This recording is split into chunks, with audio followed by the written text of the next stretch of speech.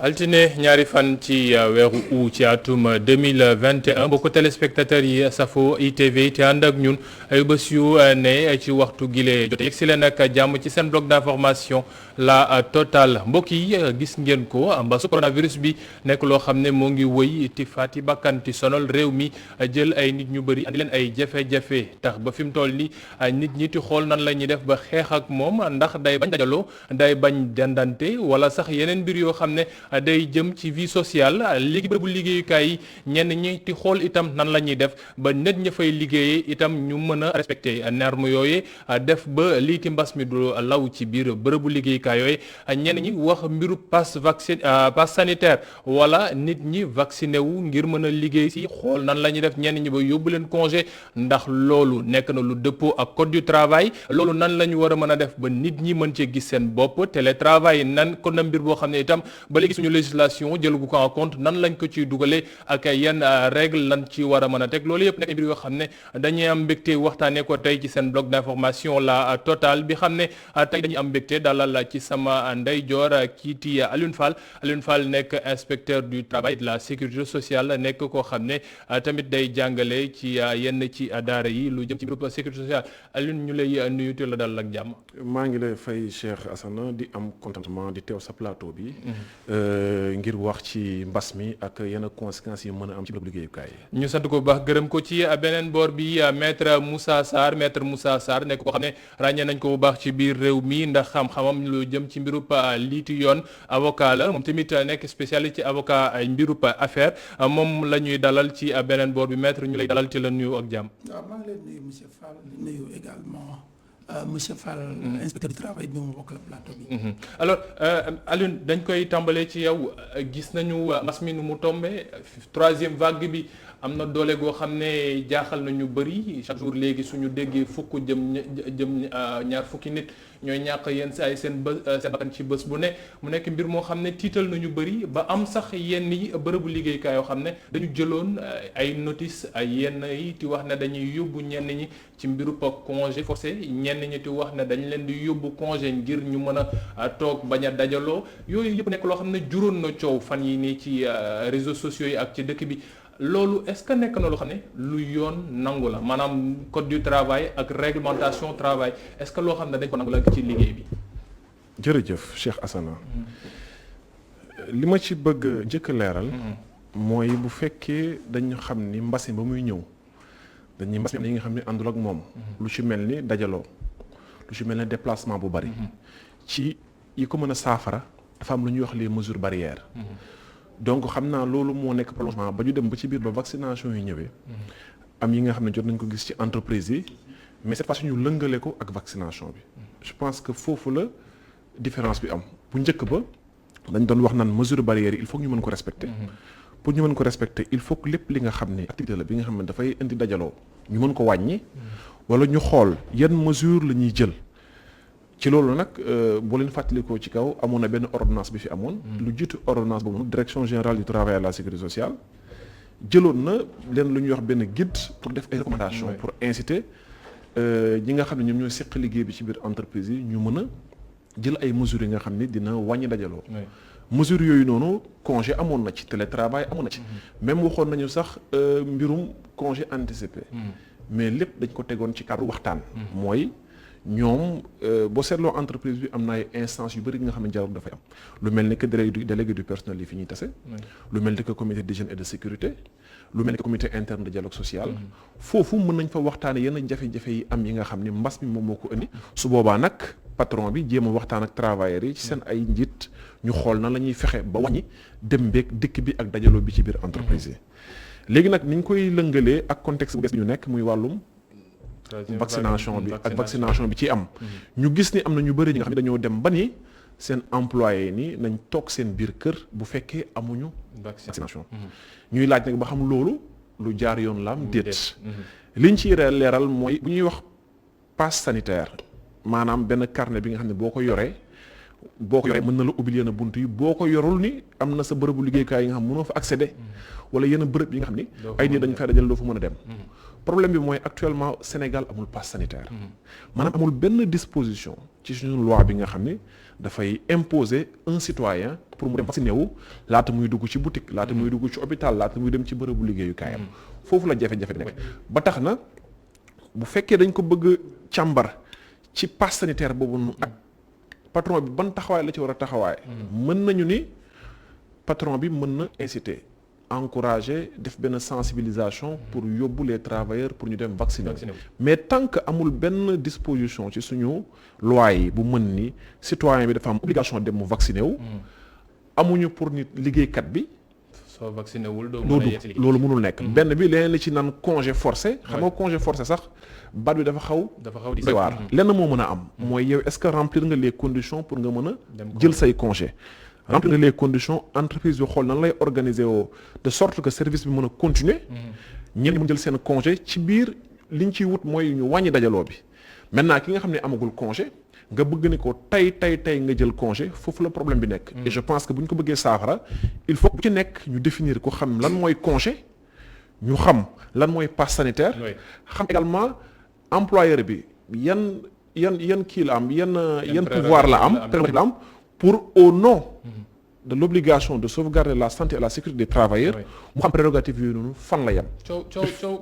te fi ñu toll nii ba tey Sénégal amul benn disposition buy obligé nit ki liggéeykat yi mu dem vacciné wu maître ci mbir moom mbirum obligation ak prérogative yi xam ne employeur bi am na coow lu ci am ay débat ci sax ci mbirum code du travail ci diggante article 170 jëm article 180 ñu wax ne am na ci ay ponk yoo xam ne ñoo ngi wax ne employeur bi war naa mën a xool lépp loo xam ne dafa jëm ci mbirum bërëbu liggéeykaay ba ngir nit yi képp ku fay ñëw nga mën a sa wér-gi-yaram am lépp loo xam ne di nga ko remplir est-ce que code du travail dafa répondre ci mbir mi wala ni nga wuyoo ak lii nekk état actuel bi bokkul. bon pour man bokkul. Maintenant il est clair que boo jëlee article 171 172 du code du travail. dafay poser benn obligation de veiller sur le risque des maladies professionnelles.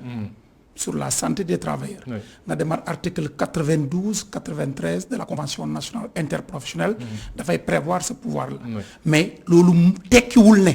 mën nga jël mesure bu mel ni nga xam ne ça porte atteinte à la liberté des citoyens. moo tax d'ailleurs le ministère tey génne benn note. pour ne il est vrai que am ngeen pouvoir organiser jël ay mesures nécessaires par rapport à la sécurité à la santé. mais joxu la sañ-sañ nga installer. ou instaurer benn réglementation boo xam ne amul benn loi bu ko prévoir surtout buy porter atteinte à la liberté des citoyens parce que vaccination tant que amul benn disposition bu naan bépp citoyen yaa xam fii ngay liggéey uy liggéeyu ou citoyen tout court da nga war a ñekku kenn mënu la forcer nga ñekku kon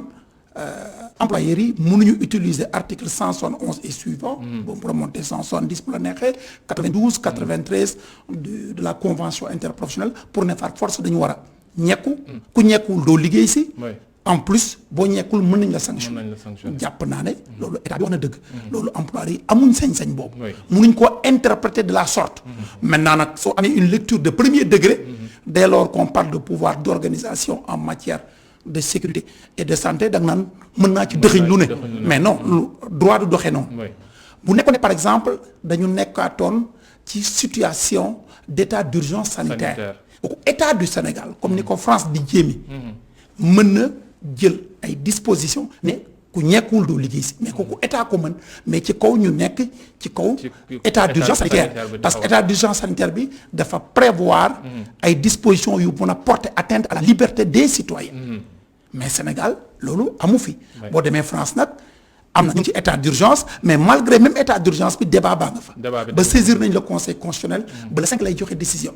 kon en l'état actuel de notre législation muy code du travail la convention collective nationale interprofessionnelle jàpp naa ne disposition yooyu mayul benn employeur nga exiger ne képp ku ñàkkuwul mënoo liggéey si d'ailleurs état bi rappelé na ne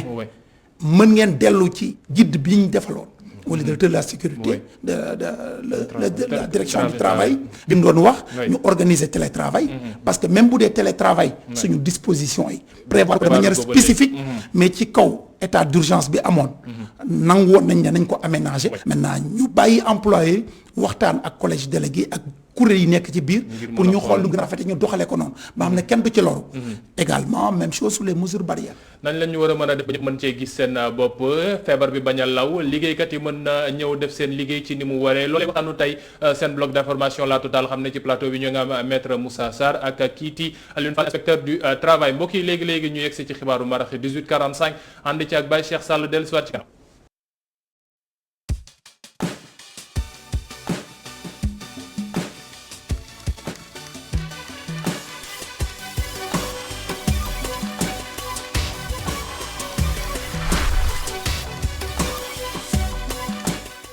sant bu baax gërëm ko moom Baye Cheikh Sall ci xibaar yooyu mu leen andiloon ci marax gi mbokk yi ñu dellusiwaat ak jàmm ci seen bloc d'information La Totale bi tey jii xam ne nag lu ñuy waxtaanee daa jëm ci mbiru pass sanitaire vaccin yi liggéey lan la ci code du travail wax ndax bërëbu liggéeyukaay mën naa téye ab liggéeykatam nekkoon na toog këram ndax vacciné wul wala lii ti mbiru moytu dendante beeg ñoom seen mu tax ba mu ni la da ngay dem congé loolu mooy solos waxtaanu tey bi xam ne dem nañ mbégte dalal ci plateau bi Alioune Fall nekk inspecteur du travail ak sécurité sociale ak kiiti maître Moussa Sarr avocat maître sànq ba ñuy jeexal yaa ngi nekkoon ci ab ponk boo xam ne da nga ni li nekk ci code bi leerul su fekkee ne dañu bëgg wax lu jëm ci mbiru pass sanitaire ndax sunu législation bindugu ko adopté guñ ko sauf su fekkee ne dem nañ ci cas de force majeure comme ni nga ko waxee mooy état de crise sanitaire état d'urgence sanitaire bi xam ne jëloon nañ ko fi ci ay jamono wante da nga ni mën nañoo toog waxtaanee ko su fekkee ne borom bërëbu liggéeyukaay bi d'accord na ci ak ñiiti collège u liggéeykat bi délégué ak ñoom seen mais suñu gisee ne yenn bërëbu liggéeykaay yu bëri délégué personnel peut-être amu fa ay RH yenn saa yi dañ koy dégg rek doo xam ñan la est-ce que c'est normal ñun taxaw ne la noo yow mi parce que ministère wax nañu noo dañu war dandante wax nañ ne noo rassemblement yi warut a am yow vacciné woo sa bërëbu liggéeykaay waroo fa ñëw mën nga dem toog congé même su fekkee ne amoo ko. donc damay revenir ak Moussa Fall ci benn propos. waxuma ne leerul. mënul nekk. j'ai dit les articles 171 172. du code du travail. Oui. les articles 92 93 de la convention collective nationale interprofessionnelle yi nga xam ne day jox. sañ-sañ employeur bi. pour mu organiser ou mu jël ay mesures yu nécessaires en matière de sécurité et de santé mënuñu ko mingale ak sañ-sañu ne. yow employeur bi ku ñekkul du liggéey si. déedéet laa wax. pas leerul dama ne déedéet mënul nekk mënul nekk parce que c'est pas prévu mais ça c'est une atteinte grave à la liberté d'un citoyen c'est que citoyen bu dee moom boppam Sénégal amul obligation de vaccination ci mbir mi amu ci kon amul kenn ku am sañ-sañ loo xam ne citoyen bi moom boppam ne su ma neexee ma ñekku ou du ma ñekku nga ne parce que employeur nga substitué wu à la législation ne suma entreprise ku fi ñekkul doo fi ñëw loolu dama ne à l'état actuel de notre législation fii ñu toll amul benn charte ci réew muy code du travail muy convention muy leneen bu ko mayee à partir de ce moment là mënul nekk ma yokk ci ne la note d'information bi ministère bi génne tey dafay dëggal loolu te lu normal la fàttali ñi koy def ou ñi ko bëgg a def ne mënu leen méngale pouvoir yi ñu leen jox d'organisation en matière de sécurité et de santé tekki ne mooy am ngeen sañ-sañu ne ku ñekku du fi ñëw pouvoir bi loolu yeggu ca c'est des pouvoirs limités encadrés donc le précision ministère bi la te man d'accord naa ak précision boobu ce serait même grave bu ñu bay un employeur mu yeewu benn jour sous le prétexte de pouvoir yi mu am pour la sécurité et la santé pour jël ay mesures nécessaires mu extrapoler ci ne ku ñekkul doo ñëw bu subaa mu ne ku solul yére bu bleu ou yére période tàngaay ku solul t-shirt cordon doo dugg ou ku cravate doo fi dugg parce que dafa tàng non loolu lu normal kon également en matière de congé aussi munoo wax congé forcé en droit du travail loolu amul ci droit du travail même pour nga am congé dafa am benn période boo xam ne war nga ko liggéey pour am droit au congé maintenant ci biir këru liggéeyukaay yi am na ay jumtukaay yu fa nekk ay cadres de discussion les comités d'hygiène et de sécurité ay comités de dialogue interprofessionnel collège des délégués syndicaux loolu ay jumtukaay la yu nekk ci biir entreprise pour yenn mbir yu bëri même parfois bu ko yoon mayee donte maye na ko mais pour ñu organiser ko pour la mise en œuvre dafay jaadu employeurs yi discuter ak kuréel yooyu ñu waxtaan ba tëral dara et parfois avec l'appui de l'inspection du travail parce que loolu mooy seen rôle principal waaw médiation organisée wax lii la législation bi may lii la mayul su demee nag ba coow am ba cëppaandaw ma nag su boobaa pexe amul ñu dem yoon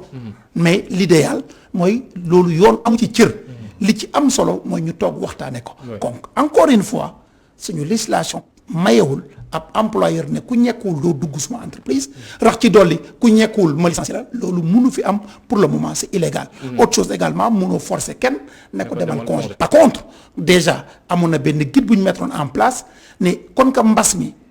dafa yéeme te mën na yàq lu bëri ci fànn wu nekk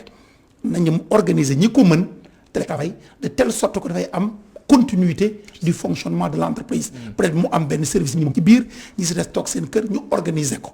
également def ay mesures barrières loolu ay tëralin la yu fi nekkoon ba première phase bi yàlla sural na globalement ça s'était bien passé léegi kay la mbir mi sor xolle waaye première phase bi macha allah pour l'essentiel on avait réussi à limiter les dégâts. ci loolu ba léegi ndax ñu bëri dañuy wax ne yenn travail crainte bu ñu am mooy ci première vague ba ñu waxee ne nguur gi sax dafa teg ay pompe non bu ñu licencier am na ñoo xam ne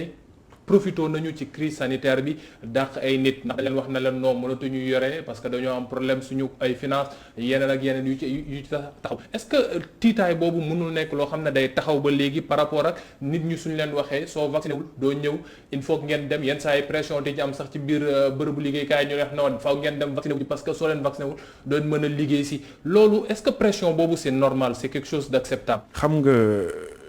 damay sukkandiku ci li maître wax léegi parce que je pense que rappelé na ko donc dama revenir at ci aspect réglementaire bi je pense que note bi ministère du travail indi dafa gën a leeral li fi nekkoon donc côté boobu mënuñ ci am werante mooy amul benn dispositif bu war mën a tax maintenant nañ jël exemple ñi nga parce que dafa am deux problèmes mooy solution yi ñu gis fii entreprise yi ko def ci ñaari anam dafa am problème sur le plan juridique di nga ci laaj nit mu ni la man maa ni la ñu toog seen kër de toute façon pare naa pour fay gis na ci cas boobu noonu mën nañ toog seen kër mais mën naa leen continuer di fay sur le plan juridique ça pose problème parce que l'employeur dafa am obligation de fournir le travail au travailleur maanaam yow boo signé nit contrat ngeen nekk di liggéey da nga am obligation jox ko liggéey mooy le fait que nga refuser accès bi même bu dee nee nga bu toogee ci këram da nga koy fay loolu tegu coon bu njëkk mooy sur le plan juridique bi ci des sur le plan purement pratique nanu jël li ñuy wax vaccination nga xam ne c'est pas obligatoire nga ne liggéeykat bi mu toog këram benn fan ñaari fan une semaine 2 semaines vaccination c'est pas obligatoire nga ne di nga ko fay 1 mois vaccination c'est pas obligatoire nga ne di nga ko fay mun la naa vacciné wu ni la mais fee dafa xat gisuma vaccination na fekk ni sax ci coobare boppam la 2 mois 3 mois 1 an parce que daaw ñu ngi fi woon di wax waxu mbas mi ñu ngi fi ren aussi xamuñu kañ lay jeex donc pendant toute cette période est-ce que aujourd'hui employeur bi nga xam ne jël na mesure boobu noonu ci biir entreprise am supposons mu concerne 90% de son effectif mu ni leen toog leen seen kër bu leen ñëw dinaa leen fay est-ce que bu ñu demee au bout de 6 mois mën na continuer loolu parce que aussi il faut que entreprise pour muy dox il faut que mu am liggéey donc moo tax sur le plan pratique benn mesure la bi nga xam ne dafa am ay limites loolu benn la ñaareel bi mbas mi kese du fi feebar am na yeneen feebar yu am ci biir entreprise gis naa sax ku dem ba ci ni dinaa organiser fexe faciliter travailleurs yi ñu vacciner wu loolu mën nañ ko rafetlu mais ci facilité la mën a yem bu ñu ko faciliter ba pare travailleurs yi ki nga xam ne bëgg na vacciner wu mu ñëw vacciner wu bis boo demee ba ci ni dama bëgg travailleur bu vacciner wu mu ñëw déclarer ma xam nan laa koy faciliter foofu la problème yi di commencer parce que booy pousser ay liggéeykat ñuy ñëw di déclarer parce que ñoom dañuy vacciner yaa ngi mel na kuy ficher ay nit yaa ngi mel na kuy xaajale entre benn catégorie de travailleur bi nga xam ne jël na vaccination ak benn catégorie bi nga xam ne jëlul vaccination yaa ngi dem bay indi li nga xam ne discrimination la yaa ngi dem bay fësal li nga xam ni c'est une information des données à caractère personnel ngay teg ay mesures bi nga xam ne dafay favoriser ñu koy fësal ñi ciy jot ñu ci woon jot moo tax même bu ñu déplacé wu un peu du côté du droit bi nga xam ne amul benn contestation problème mu pratique Day des. dans l'entreprise dafay poser problème ñu dem maintenant ci wàllum congé yi wàllum télétravail tey jii nii mais nee nañu suñu législation xamul télétravail xam na ko c'est-à-dire ci niñ ko tëggee télétravail mën na ci dugg mais mënuñu dem ba ci détails yi parce que su boobaa dina am ay laaj yu des est-ce que boo nekkee télétravail boo doon génn sa kër nga toog ba ci yàgg nga bëgg a dem ci waañ bi nga faqastalu daanu est-ce que dañ koy considérer comme accident de travail dans quelle mesure lañ koy considérer comme accident de travail donc am na ay laaj yi nga xam ni day des yooyu la ñu war a xóotal ci code du travail bi nga xam ne ñu ngi koy réformer mu nekk en chantier ñu war ci xoolaat mais boo seetee ba ci biir mais yow ki nga xam ne yaa ko ni toogal sa kër mu toog di liggéey dina utiliser courant am te courant entreprise doon utiliser dina utiliser connexion am te connexion doon utiliser yooyu yan accompagnement lañ ci mën a trouver moo tax employeur warul taxawee ni man am naa droit mettre le télétravail dama lay mettre télétravail parce que liggéeykat bi rek moom moo xam ci yan condition lay liggéeyee ci këram te bu fekkee ne tey jii nii moom conditions yi dajalowul mën na la ko wax moo tax boo seetloo depuis guide bi ministre bi defoon ñu ñëw ba ci note bi ministre def tey dafa am li nga xam ne moom la ñuy jiital à chaque fois mooy am na ay instances internes de dialogue social au sein de l'entreprise mooy ñett yi ñu wax léegi au niveau de la branche am na fépp Sénégal fu nit ñi mën a toog waxtaanee gis ay solutions ñàkku fi donc moo tax à chaque fois bu ñu ko danaan leen comme tey jii nii amul benn disposition bi nga xam ne moom mooy détaillé ni lii nii ak nii ak nii ak nii lañ koy defee dañoo war a toog ñu waxtaan tey jii liggéeykat bi nga naan demal congé amagoo congé ga parce que tey jii ki nga xam ni remplir na la période de référence maanaam 12 mois war dem congé mën nañ commencer organiser xool nan la ñuy demee congé ñu fàttali nag congé entreprise yi mënu loon mettre doo en congé parce que il faut muy continuer di liggéey ki nga xam ne nag matagul 12 mois yooyu noonu nan nga ko mën a forcer parce que tey jii lenn sax ñi dañ koy fal di wax mooy yow mën nga jël sa ay congé en fait mën nga jël ay jours yi nga xam ne du ko liggéey après ñu jël ko ci sa ay congé or dans le cadre normal dafa am nombre de jours yi nga xam ne travailleur mën na continuer di ko absenter sur autorisation te kenn du ko jël ci congé am loolu il faut que ñu bàyyi ci xel leneen li ci des mbirum forcé ak jafe-jafe yi nga xam ne gis nañ ko ci mbas mi chaque fois on s'est rendu compte que blocage lay am et depuis ordonnance bi ñu jëloon boo seetloo que ce soit chômage technique que ce soit leneen ak leneen dafa am lu ñu naan na employeur bi toog ñu jiital waxtaan ak liggéeykat bi ñu xool nan lañ koy defee li ci des nag mooy wàllum maintenant mbas mi ngi fi fan la ñu jëm ak moom est-ce que mën na causer ay problèmes dans les entreprises la réponse est oui te problème yooyu muy poser il faut ñu xool nan lañ koy saafara moo tax sànq yaa ngi wax sa biir wax ni liggéeykat yi demoon nañ ba ni ñu ne kenn amul droit licencié parce que dañu kenn amul droit licencié lu dul nga def faute lourde ci biir am licencié mais bu ñu tegee benn loi ba pare du ñàkk mu am ñu ko salfaañe léegi nag looluy rôlu inspection du travail ak tribunal du travail bu fekkee am na ñi nga xam dañoo teg yoon ñoom jël ci seen coobaree bopp ni ñoom kat li ñu teg muy yoon duñ ko topp su boobaa liggéeykat bi nga xam ne moom victime ci mën a dem fu mu ko war a jooytoo mu jooytoo ko fa ñu régler problème bi mais globalement il faut le dire et Maître l'a rappelé tout à l'heure c'est que première phase bi c'est bien passé du ñàkk mu am sax ay jafe-jafe mais lu ci ëpp lañ ci doon ragal lu ci ëpp fexe nañ ba saafara ko léegi nag lii ci dugg nag moo tax bu ñu indee tey mbirum vaccination mais tey jii nii am na des dispositions yi nga xam day wax ci wàllum VIH dans les entreprises liggéeykat bi du da ngay ñëw rek nga livrer toutes les informations qui sont relatives à ton état sanitaire du demee noonu donc loolu aussi lu ñu war a bàyyi xel la ñu xam ne même sur le plan purement pratique bu ñu leen toppoon ba fa ñuy jëm nañ dem ba ci biir ils vont se rendre compte que benn mesure la bi nga xam ni dafay poser problème. dina poser problème ba léegi mais maître wax nañ ko parce que jamonoy télétravail bi c'était pas quelque chose d'écrit mais xamoon nañ ne urgence am na loo xam ne soxla woon nañ ko ñu taxawal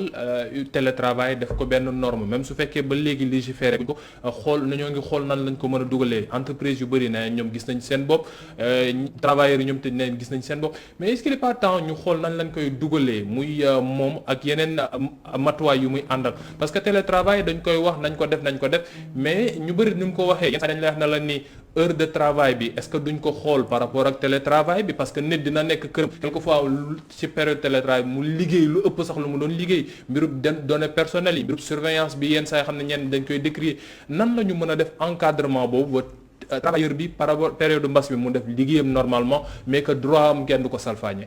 waaw loolu waxtaan la laaj. xam nga législation bu mu mënti doon buñ koy réformer.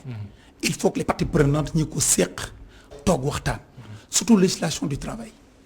loolu c'est particulier à la législation du travail parce que législation du travail bokkul ak yeneen xeetu législation yi yeneen yëpp nécessairement il faut discuter mais rawatina en matière du droit du travail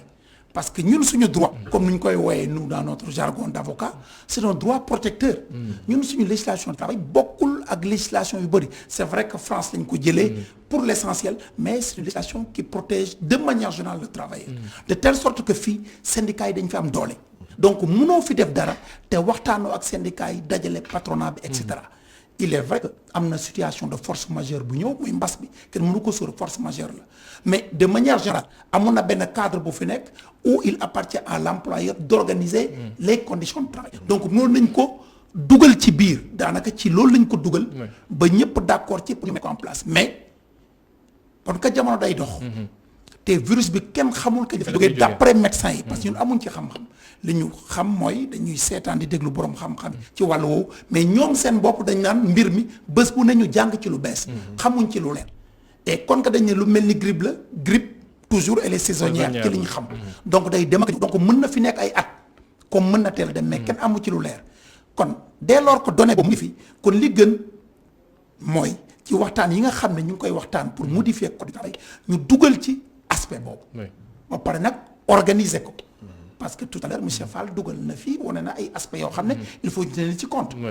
d'abord il faut que joxol entreprise yan ak yan ñoo mën def télétravail ci biir entreprise yan activité ñoo ko mën parce que du ñëpp a ko mën def ensuite employé ku ne nga xool na dëkke am na ñoo xam ne mën nañ nekk ci benn activité ci biir entreprise boo xam ne mën na def télétravail mais moom na mu dëkkee mënu ko fa def parce que kër gi dafa am promiscuité coolaa nga fa mënul concentré wu liggéey et cetera maintenant charge yi également il faut nga am ay mesures d'accompagnement courant bi il faut nga am ordinateur entreprise bi war na ko mettre à disposition et cetera donc daal ci tënk dafa laaj waxtaan bu xóot ñu càmbar ko bu baax xool li muy dugal ci implication yëpp ak mesure d'accompagnement yi mu laaj ak ñan a ko war a def ak nan lañ ko war a def ba ñëpp d'accord ci nag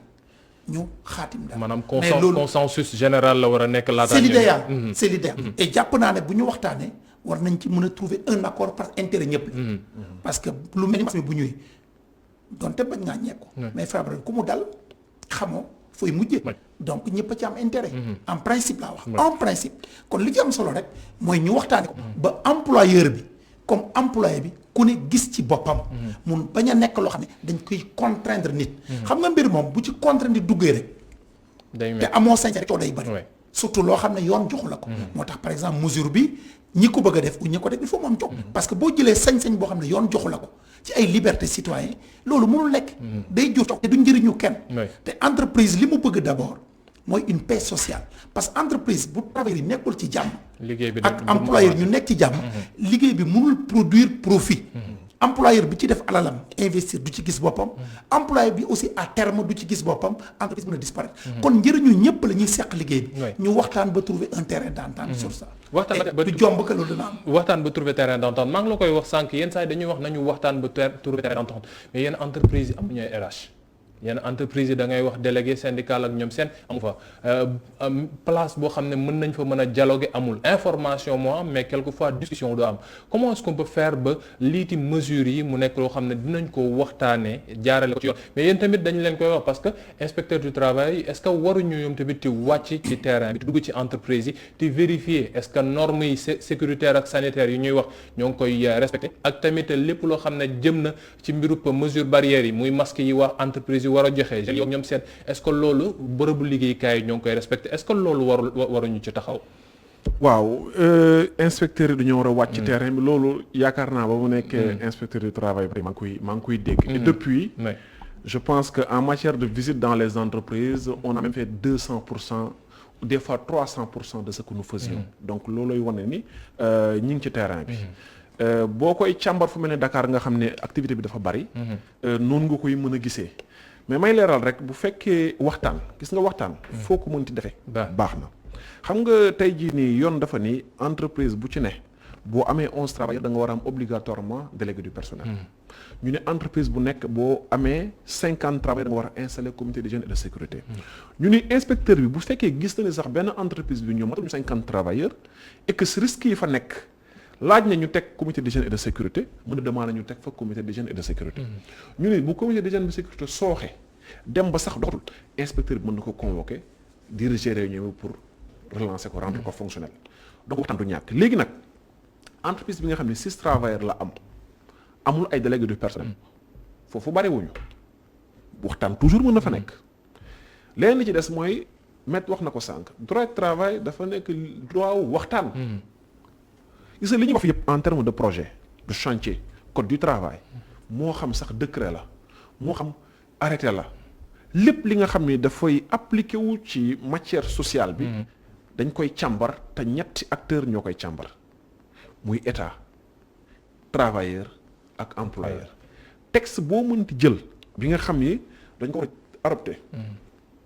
mu war a appliqué wu ci entreprise yi en matière de droit de travail dafay jaar ñu wax conseil consultatif national du travail et de la sécurité sociale foofu nag état baa nga fa mais employeurs yi muy njaatige yi dañoo am kuréel bi nga xam ne moo leen fay représenté centrale syndicat yi aussi am kuréel bi nga xam ne moom moo leen fay représenté donc moo lay waral ni moo lay wan ni du début à la fin droit du travail foo ko mënti jëlee. le dialogue est au début et à la fin noonu lay mën a demee léegi nag leneen li ci mën nekk mooy nan la ñuy fexe ci li nga xam ne xamaguñu kañ lay jeex li ñu war a njëkk a def mooy fexe ba entreprise bi bu fa waxtaan baree jàmm moo fay am. parce que tey jii nii yow chef d'entreprise bi yow yaa ngi nekk ci benn situation bi nga xam ni métti na sur le plan économique. mbas mi nekk fi sonal la. nga war a xool nan nga koy gérer yow ak sa ay travailleurs ak instance yu nekk à l'interne mais bu fekkee pendant que ñi ñaa ngi stressé di xool geste barrière yi nu ñu koy gérer seen revenu yi commencé wàññeeku nga ubbi beneen front bi nga xam day indi tension dans les entreprises ñii di coow mais c'est pas dans ton intérêt en tant que chef d'entreprise donc chaque fois loolu la ñuy jiital li des nag mooy je pense que ba mbas mi commencé ba tey am na jéego yu bari yi nga xam ne ministère du travail def na ko quand même boo seetloo sax publier nañ fi benn guide de prévention bi nga xam ne boobu day tegal yan la ñu war a def ak nan la ñu war a doxalee ba pare orienter les usagers ci textes yi nga xam ne mooy textes pertinents yi nga xam ne boo ko toppee mën na permettre yow mbas mi nga xam nan nga koy doxalee moom léegi nag li ci des mooy boo seetloo ordonnance nga jot a am Sénégal ñun ñii sax mosuñu fekkee maanaam fu ordonnance mosee am bi ñu njëkk a jël ci mbiru mbas mi ci droit du travail la moo lay wan ni mbas mi lien bu mu am ak économie bi lien bu mu am ak travail dafa am solo ba ci ni développement réew ci loolu la tegu léegi nag tey jii note baa ngi nii pour tamit parce que wax ji bari na ñii def na lii man tey jii am na ñu bari nga xam ni mais inspecteur ba note bi génne dañu suñu xel dafa dal parce que sinon nañ def li nga xam ni xamuñu woon fan la tegu parce que nit ñi aussi dañuy déglu journal di déglu télé di déglu rajo am na benn toppandoo bi nga xam ni moom mooy am li ngay dégg ñuy France nii lañ def yow aussi nga ñëw toog peut-être c'est au niveau groupe que c'est envisagé nga ñëw toog ni ah kat ñun de nii la ñu doxalee te xamuñu ni man terme passe sanitaire sax laa xamul lan moo ko indi Sénégal parce que déjà en France le débat n'est pas complètement totalement épuisé ñi ngi ci am na mais ñi ngi xool ñi ngi def ay recours ak ainsi de suite Sénégal kenn waxu ci te tamit li gën a garaaw mooy ñi ngi ci geste barrière yi am na mbir mi noo koy tegee ci kanam dafay mel ni yaa ngi wax liggéeykat bi ni ko vaccination bi boo ko xasee ba def mbas mi yow jeex na rek te loolu c'est pas le bon message bu ñu ko defee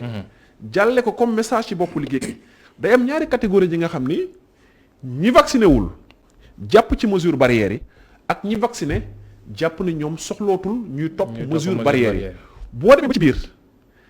loolu sax mën na gën a indi ay jafe-jafe ci xeex bi ñuy xeex mbas mi moo tax c'est important ñu envoyer le bon message pour liggéeykat bi mën ko dégg pour ñu bañ jàpp ni dem vacciné wu c'est une fin en soi bi nga xam ne boo ko defee ba pare mën nga continuer sa liggéey nu mu la neexee mën nga continuer di dund comme na nga doon dundee. Or jusqu'à présent en tout cas lépp li nga xam ne jot nañ ko en termes de communication de sensibilisation mu jugee ci état bi mu jugee ci ministère de la santé mu jugee ci les professionnels yi nga xam ne ñoom ñoo ñuy jox ci nan la ñu war a xeex mbas mi chaque fois dañ naan ne lu mu ci mënti doon. mesure barrières yi dañuy takk masque dañuy raxas loxo yi dañuy dandante dañuy fexe di éviter rassemblement yi. donc jàpp naa ni war nañu fexe moo xam ñun inspecteurs yi la moo xam ñoom avocats yi nga xam ne ñoom ñooy xelal entreprise yi di xelal liggéeykat yi journalistes yi nga xam ne aussi ñoom dañuy aider à ce que message yi mën a jàll ñuy veiller ci nan la ñuy manipuler yenn éléments yi de sorte que du nga saxal xeex bi nga xam ne commencé wu nañ ko depuis te bi nga xam ni li ci gën a am solo te loolu yaakaar naa ne adduna bi yëpp médecins yi ci nekk professionnels yi d'accord nañ ci mooy mesure barrière yi li mu wane ci efficacité jusqu'à présent amul kenn ku war mën taxaw ni vaccin wane ko en efficacité tekkiwul nag ni nit ñi waru ñoo vacciné wu parce que bu fekkee ni yow la ngay seet gisagoo ko da ngay jàpp fu ne da ngay jàpp ci vaccin bi continuer mesure barrière je pense que dans les entreprises les élans de sensibilisation foofu la war a gën a tegu maître par rapport ak passe sanitaire bi c'est vrai coow bi am na ci bitim réew coow li nekk loo xam ne France surtout fa la agrandir ba Sénégal ñun ñu commencé ti ci xalaat ti ci wax sax ba coowu entreprise yi am ci est-ce que c'est quelque chose d'envisageable au Sénégal ñu dem ba fi taxawal ab passe sanitaire su fekkee troisième vague bi am na fi doole ba ñuy wax ne non ku def amul sa carte vaccin wala sa test PCR doo mën a dugg fii doo mën a dem liggéey doo mën a def lii est-ce que c'est envisageable suñu demaatee ba dugg ci état de crise sanitaire. bon rien n'est exclu. xam nga kon que dañu nekk ci jamono ju naqari te ñu nekk daanaka ci àdduna wërngal këpp donc lu xew feneen war nga ci mën a bàyyi sa xel. parce que mën na fi yegsi waxuma ne dina ñëw. mais mën na fi yegsi parce que surtout ñun suñu lépp daanaka. ci tugal la ñuy inspiré wu. débat bi mu nga fa mën na fi yegsi demain. parce que ñun ordonnance bi ñu jël tere licenciement et cetera ñoo ngi ko inspiré wu en France. même texte boobu moo am Sénégal quasiment moo am Gabon. moo am dans tous les pays francophones suñu ordonnance boobu. parce que réew francophone yëpp ñoo ko nirool te ñoo ko inspiré wu ci France. pour le moment le concept de passe sanitaire. ñun amaguñu ko. parce que boo demee en France ñuy wax passe sanitaire dañ naan c'est la preuve de la sécurité sanitaire. ñett aspect la soit test la négatif. soit PCR soit vaccination. pour le moment. mais en France aujourd'hui ñoom ñu ngi ci état d'urgence sanitaire. ba tey dañ ko proroger alors que ñun nekkatuñ ci loolu. d'ailleurs moo tax en France ñoom dañu voté benn loi boo xam ne pour restreindre yenn liberté yi. dañ ko yóbbu au niveau du conseil constitutionnel. mais ñun nekkatuñ ci cas boobu. parce que tant que nekkuñ ci cas bi état bi mënu restreindre yenn suñu liberté yi. maintenant liy xew suba kenn mënu ko xam. mais bu mu arrivé. mais en tout état de cause li ci am solo rek mooy nañu xool suñu cas spécifique. parce que ñun mënuñu jël lépp ci tugal. parce que bokkuñu réalité socio-économique. la preuve ñoom confiné nañ ñun confiné wuñ. amoon na état d'urgence. ne kenn du génn heure bi ba heure bi mais moom suñ confiné parce que ñun mënuñu lool nous vivons dans ce qu'on appelle une économie immédiate. dañuy taaba taab au jour le jour la ñuy dund. ko kenn mënu ko def ci réew bi soo ko defee réew mi toj kon mënul nekk. ni sa bon li ñu fi defoon ne couvre-feu waxtu sàngam ba waxtu sàngam gis nga jafe-jafe yi ñu ci indi en raison de l'économie immédiate. donc dana am loo xam ne dina am tugal mais du fi am parce que suñu organisation socio-économique moo ko mënul permettre. suñu réew attana ko mais en tout état de cause. dañu war a bàyyi xel genre bench lépp luy xew ci àdduna bi te ñu jàpp ne baax na pour mën a wàññi mbas mi danañ ci xool li nga xam ne ñi ñu dénk réew mi nañ xool lépp luy xew ci àdduna bi li nga xam ne méngoo na ak suñu situation socio-économique te bu ñu ko defee mu jural ñu jàmm wàññi jàngoro ji ñu xelaat ci loolu mu diisoo ci ak ñi ñu ko seqal pour ñu aboutir mais maintenant nan lañu mën a def aussi ba parce que passe bi itam wala mbiru vaccination carnet yi yenn entreprise yi koy xalaat ñoom luñ ci gis mooy nan la ñuy def ba productivité bi gën a avancer parce que su fekkoon ne dañ nekk ci entreprise boo xam ne 10 personnes la ñu ni 9 ya am nañu feebar bi productivité bi peut-être taxaw na nan la ñu war a mën a def itam ba borom entreprise yooyu productivité bi di avancer lépp loo xam ne dina ci yenn coow sanitaire yi ñu mën ko bloqué. Oui, la productivité, c'est vrai que c'est l'objectif de tout chef d'entreprise. Ku jël sa alal ubbi entreprise, c'est pour mu jural la dara. Kuy liggéey aussi, c'est pour am ci dara. Pour également liggéey bi sax. Donc entreprise bi dox njëriñu ñëpp la. Tous les acteurs, employeurs comme employés. mais ak lu mu ci mënti doon contrainte mënu cee nekk. dafay nekk un travail d'information de sensibilisation. nañ ko waxtaane inciter citoyens pour ñu vacciner wu. ñu bëri Sénégal vacciné wu nañ. ci kaw waxtaan. nañ won nit ñi lan mooy njëriñu vaccination lu tax ñu war ko def. lu mu leen di jëriñ ñoom lan la mën a jëriñ entreprise bi. lan la mën a jëriñ la communauté nationale. lan la mën a jëriñ askan wi. je pense que bu ñu continuer ce travail d'information et de sensibilisation mën na pousser ñu bëri ñu vacciner wu. la preuve ci mbas mi bu njëkk première phase bi nga xam ne globalement mën nañu wax ne am nañ ci résultat yu mucc ayib. fi mu ne nii demeewul noonu. parce que dañoo bàyyi suñu loxo l'État est le premier responsable. citoyen yi aussi am nañ ci ku ne sa part de responsabilité. mais tey boo demee ci centre de vaccination yi. man maa ngi romb mais da nga gis day fees ba ci biti. day fajar ba ngoon kay dañuy di mais loolu sant yàlla la. ça veut dire que aujourd'hui les populations sénégalaises les plus sceptiques ñi nga xam ne dañ doon ne jàngoro ji amul tey gëm nañ ne jàngoro ji am na. parce que quasiment tey ku ne ci ñun xam nga ku jàngoro ji dal. ku ne ci ñun Sénégal. ku wax rek te yàlla tax ku ne ci ñun. xam nga ku jàngoro ji daal. ku ne ci ñun am na koo xam ku faatu jàngoro ji à partir de ce moment là gis nga situation bi mu jur ñëpp dem pour ñàkk ji kon encore une fois loolu yëpp ci waxtaan lay nekkee. du nekk lu ñuy forcer. maintenant nag mën nañ jël ay mesures incitatives. yaa xam nu muy doon pour permettre nit ñi ñu vacciner wu pour permettre également nit ñi continuer à respecter les mesures barrières parce que ce n'est pas parce que vacciné wu nga également nga feebar loolu daal du suñu xam-xam màcc ci loolu mais dégg nañ ci spécialistes yi ñu ne vaccination bi du tere feebar bi daal mais li muy tere mooy du am forme grave bi te forme grave bi mu yóbbu bakkan kon encore une fois nañu fexe ñëpp dugal les relais communautaires état bi wax li mu war a wax ñëpp waxtaan ci pousser nit ñi ñu vacciner wu ji le maximum possible continuer respecter les mesures barrières moytu rassemblement bi sol les masques et cetera et cetera loolu ci waxtaan rek la mën a nekk te gis naa ne semaines yi vraiment depuis une semaine am na benn engouement je pense que buñ ci continuer et que vaccin yi disponible parce que am na benn jamono vaccin amatuloo su disponible je pense que d'ici 1 mois mën na ci gis ay résultats yu plausible mais en tout état de cause il ne faut pas user de la contrainte. pas de contrainte mais du jàll. amul njëriñ du jàll. un dernier mot rek par rapport ak situation des travailleurs feebar ba mu duggee première vague wax nañ ko mbir yi télétravail employeurs yi gis nañ seen bopp ñeneen ñoo ngi doon coow est-ce comment se porte le travailleur sénégalais yéen ñi nekk inspection est-ce que taux licenciement yi par rapport ak ñi doon wax ay difficultés financières ak ñoom seen yooyu wàññeeku na léegi nit di travailleurs ñu gis seen bopp ci feebar bi. xam nga mbas bi ba mu commencé ba tey jeexagul. mooy day wàcc ki at buñ ci tollagum. day wàcc ki yëg donc demoon nañu sax amaana boo seetloo ay weer ci ginnaaw. fàttewu nañu sax jàppoon nañu sax lu mel nii dina amaat. tey jii gis nga entreprise yu bëri ñi nga xam ne ñu ngi dellu en alternance. ñii tey bu ñu xëyee suba ñee xëy. gis entreprise yu bëri ñi ngi commencé envisager télétravail. yi nga xam ne demoon nañ ba finalement activité économique bi dellu na comme ni mu waree woon. maintenant nag liggéeykat bi fan la ciy féete gis nga liggéeykat bi fa mu ciy féete ak fa entreprise bi di féete ñooy bokk. parce que tey jii di boo seetloo entreprise dafa nekk benn carrefour nga xam ne ay intérêt dañ fay tase. mooy ka fay xëy dafa am la mu fa yaakaare ka samp entreprise dafa am la mu fa yaakaar. état am lim ci yaakaar parce que liggéey boobu moom mooy tax réew mi am koom. ñu war ko sàmm donc entreprise boobu bu amee problème liggéeykat yi dañuy am problème. léegi nag li ci des mooy est-ce que liggéeykat yi seen problème boobu noonu bu ñu ko amee. bu ñu ñëwee ñu jooytoo ko fi ñu ko war a jooytoo est-ce que ñu ngi koy saafara. la réponse est catégoriquement oui. la nga xam ni inspecteurs yi mën nañ ko ci seen pouvoir fam ca yem seen ay moyens fam ca yem ña ngi ko cay def li ci des li nga xam ni dem nga ba ci biir nga am problème nga am bëgg fëgg boo ko bëgg ko jooytoo tribunal boo demee tribunal du travail ñoom it seen moyen fa mu yem ak seen ay prérogatives fa mu yem ña ngi ko fay gérer mais en tout état de cause bu ñu fàtte benn mbir mooy lépp li nga xam ne ça tourne autour du monde du travail et actuellement je pense que état bi def na ci jéego bu rëy surtout di delloowaat nit ñi ci ñu dem ci cadre dialogue social ba tax na ñun ñëpp ñu d'accord ci benn affaire mooy mbirum mbas mii nii dañ ci war a jàpp ci fu ne mooy ki nga xam ni vaccination jàpp nañu mën na indi saafara mën na tanal mbir mi ñu jàpp ci